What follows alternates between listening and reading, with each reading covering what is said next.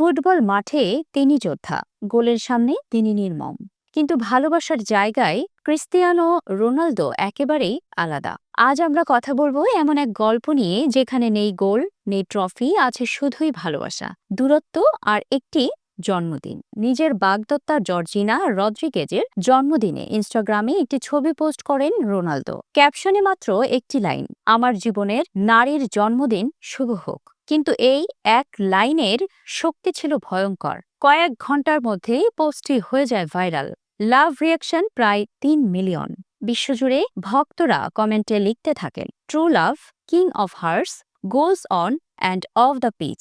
৩২ বছরে পা রাখা জর্জিনা রদ্রিগেজ এই মুহূর্তে অবস্থান করছেন যুক্তরাষ্ট্রে। সম্প্রতি তিনি অংশ নেন ওয়াশিংটন ডিসিতে হোয়াইট হাউসে আয়োজিত মেলানিয়া নামের একটি প্রামাণ্যচিত্রের প্রিমিয়ারে। এই ডকুমেন্টারিটি নির্মিত হয়েছে যুক্তরাষ্ট্রের সাবেক প্রেসিডেন্ট ডোনাল্ড ট্রাম্পের স্ত্রী মেলানিয়া ট্রাম্পকে নিয়ে। প্রিমিয়ারের নানা মুহূর্তের ছবি নিজের সোশ্যাল মিডিয়ায় শেয়ার করেছেন জর্জিনা, যেখানে তাকে দেখা যায় আগের চেয়েও বেশি আত্মবিশ্বাসী ও গ্ল্যামারাস।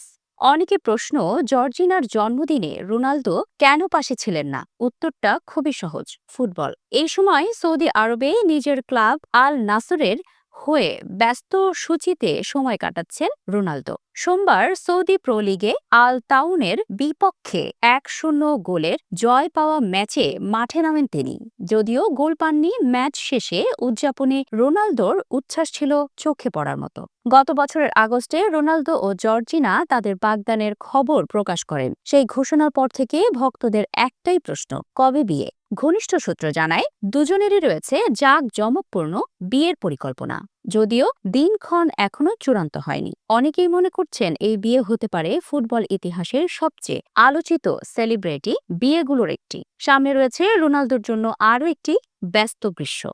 সম্ভাবনা রয়েছে পর্তুগালের জার্সিতে আরেকটি বিশ্বকাপে মাঠে নামার। এই বিশ্বকাপ অনুষ্ঠিত হবে যুক্তরাষ্ট্র, কানাডা ও মেক্সিকোতে। অর্থাৎ যেই দেশে এখন জর্জিনা অবস্থান করছেন সেখানেই ভবিষ্যতে আবার দেখা যেতে পারে ফুটবল রাজাকে। উল্লেখ্য, এর আগে ২০২৫ সালের নভেম্বরে রোনালদো ও জর্জিনা একসঙ্গে হোয়াইট হাউস সফর করেছিলেন। সেই সময় তাদের দেখা যায় ডোনাল্ড ট্রাম্প, সৌদি যুবরাজ মোহাম্মদ বিন সালমান সহ বিশ্বের নানা প্রভাবশালী ব্যক্তির সঙ্গে।